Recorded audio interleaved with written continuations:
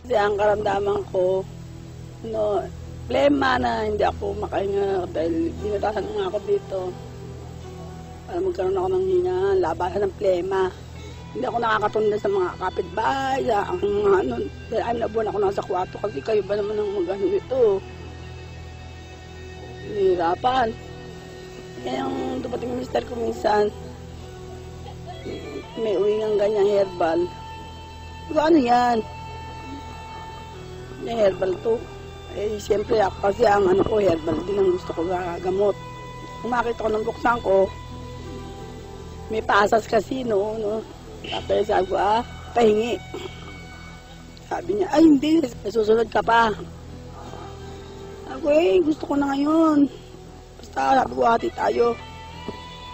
Eh, sabi ng mister, kasi mahal ako ng mister ko, kaya sabi niya, hinatian niya na ako. At sabi ko, kain kami ng kain. 4 times a day ang kain namin. Sa mga 2 linggo akong kumakain. Sabi ko, parang totoo kaya ito? Parang nawalan ako ng pag-asa dahil panay ang ubo ko lalo, lumalala. Pala, nung mga pangatlong linggo, medyo dumadalang na yung aking pag-ubo, yung plema ko, hanggang sa pang-4. Nawala na. Ako na nagtanggal ito. Ay yung host na ito, buong bakal to eh. Natanggal ko na hanggang sa gumaling na ako. Ngayon, nakakapamili na ako kahit ano, nakangitin. Lahat na. Nagluluto, nagtitinda na ako. Nakakapang na ako sa lahat ng aking mga negosyo. Magaling na ako. Kaya man, subukin nyo, try. Ako'y ganun, sige, informer ako ganun eh. Try it kung totoo. In the States for 32 years. Pagbalik ko dito, na-stroke ako. So 1 year ako nagpapagamot, parang walang improvement, mabagal. And then I saw herbal, then mga kaibigan, testimony nila talagang effective.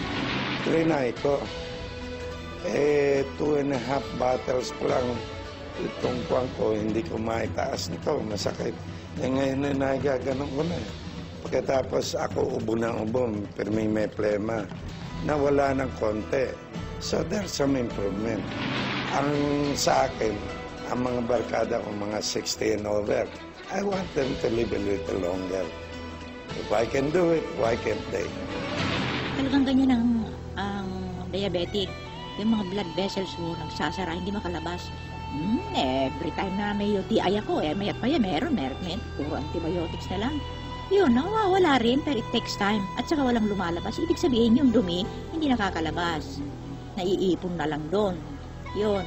Ngayon, uminom na ako ng herbal. Siguro after a week of drinking herbal, naku, maniwala ka, nandidiri ka talaga. Yung pus na lumalabas, ay! Sabi ko, Diyos ko, ganito pala kadumi ang loob ko, puro pala nana. Tumakbo ako sa doktor. Sabi naman niya, magpasalamat ka at tanggal lahat yan. Kung hindi, mag-form into something else. Doktor na yan, ha? Tuloy mo, sabi. Noon, payat ng misis ko. Akala ko mamamatay na. Pero awa ng Diyos na nakainom ng herbal, ngayon masigla na. So, after the 5th urinalysis, bumaba na yung pus ko. Naging 5 to 10 na lang. Samantalang noon, too numerous to count. Bacteria ko, naging 1 to 3 na lang, samantalang too many, hindi mo na yata mabilang sa dami. Perhaps, it is with the help of herbal na nag-dilate siguro yung blood vessels ko.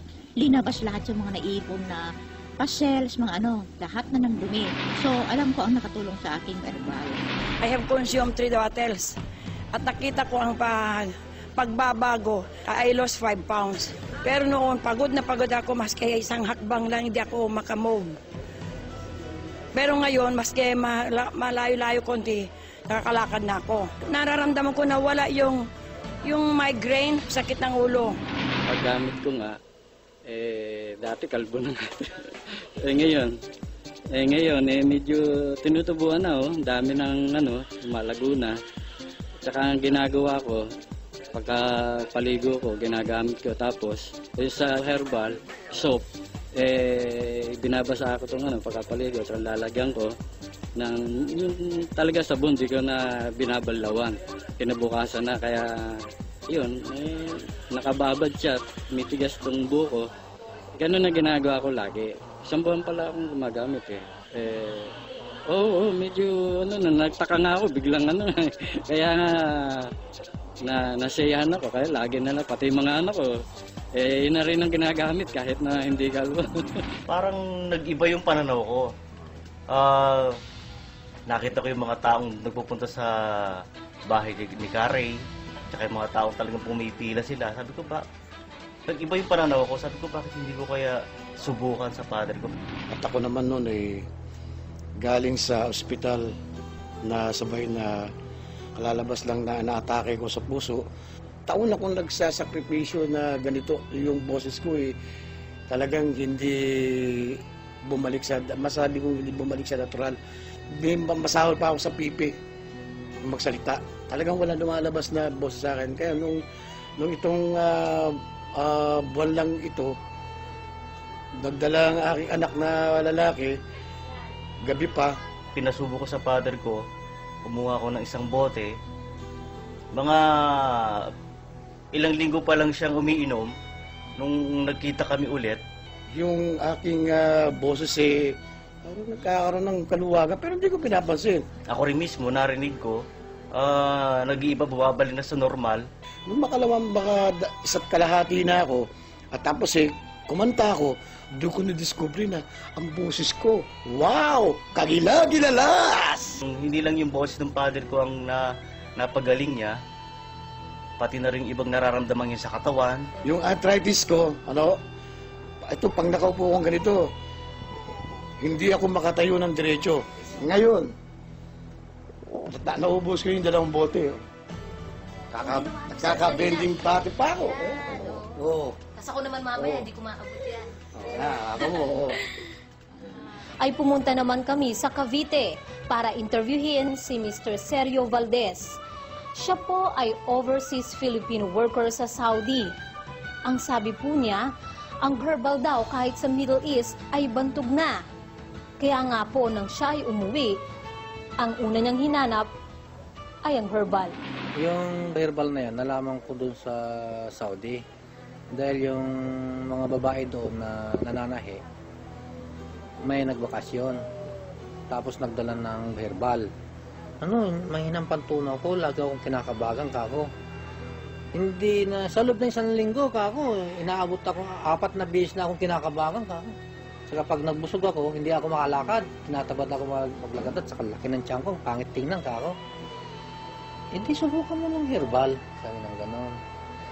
Nung matapos na itong kontrata ko, ayun, pagkarating ko pala, sinabi ko na sa miss ko na gusto ko ng herbal. Sa lulog ko naman, sabi ko, ano kaya itong nararamdaman ko kako?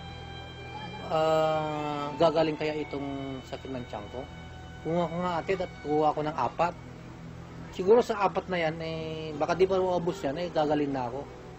Baka 2 pa lang, ayos na ako. Hindi pa naubos yung isa, kalahati pa lang. Kung pakilasa ko, talaga naman wala na yung yung naninigas ng tiyan ko. Pag kumain ako, lagi malambot na, Malambot.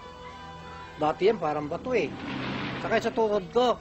Isa pa sa tuhod ko, pero nung arthritis, Pagbangon ko, pagtaas kong ganon, pag gano'n ko, masakit. Siya pa rin pala medyo, yung tunti niyang tinutunaw ba? Parang liniliser na yung masakit. Kaya hindi naman ko sinabi na ito yung magaling na bigla. Ramdam ko lang na medyo gumagaling. Ayan, nakakain na ako ng gusto. Ganon. Pero hindi nahandahan ko muna, hindi ko muna bibiglahin Tsaka sawa ng Diyos, baka sakaling, ika nga, talagang mapapagaling ako niyan dahil ramdam ko na sa sarili ko